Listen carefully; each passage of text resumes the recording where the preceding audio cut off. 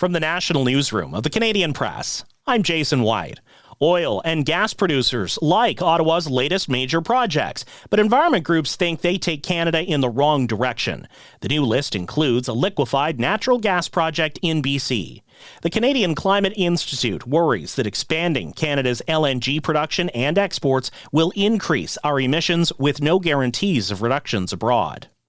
The interim parliamentary budget officer says Ottawa is set to run an average deficit of more than $64 billion over the next 5 years. Jason Jakes predicts the federal government will blow past its new fiscal anchors laid out in the budget.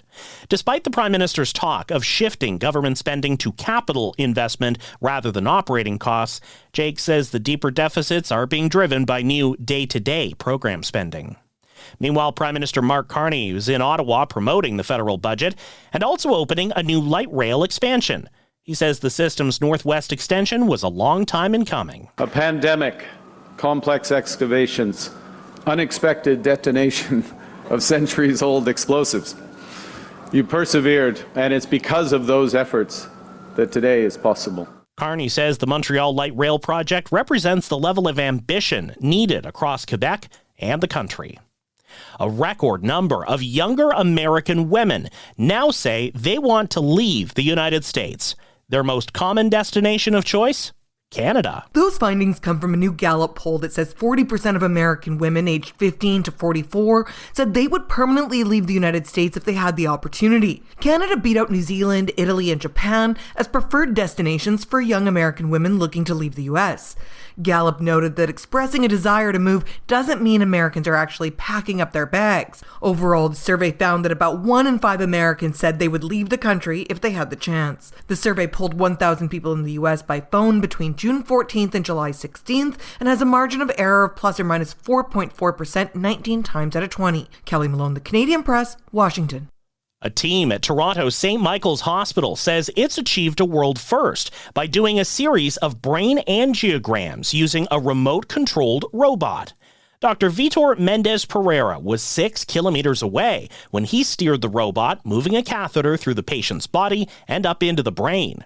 He hopes the technology will help remotely treat stroke patients in Northern Ontario, who otherwise would have to be transported for hours. This is just the beginning, and there is a lot more to come, and I will be really happy when I see this saving lives on patients without the need for transportation.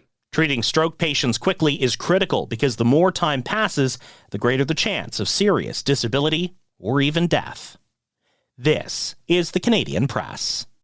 In sports, the Montreal Canadiens will be without forward Alex Newhook and defenseman Caden Gooley for the long term. Both are recovering from surgery. Newhook was hurt last night. Gooley's been out since mid-October. The Toronto Maple Leafs have placed captain Austin Matthews on injured reserve. He left Tuesday's Bruins game with a lower body injury. Just one Canadian team on the ice tonight. The Vancouver Canucks are starting a 3-game road trip visiting the Carolina Hurricanes. The head of the CFL Players Association says the union will be consulted next time the CFL implements sweeping rule changes. He reiterated today players were informed but not consulted on upcoming adjustments.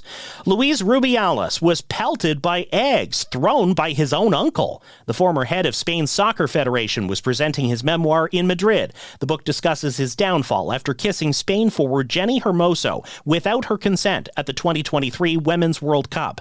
He denies any wrongdoing. From the Canadian Press, I'm Jason White. Thanks for listening. Don't forget to follow and subscribe. For more of today's top stories, visit thecanadianpressnews.ca.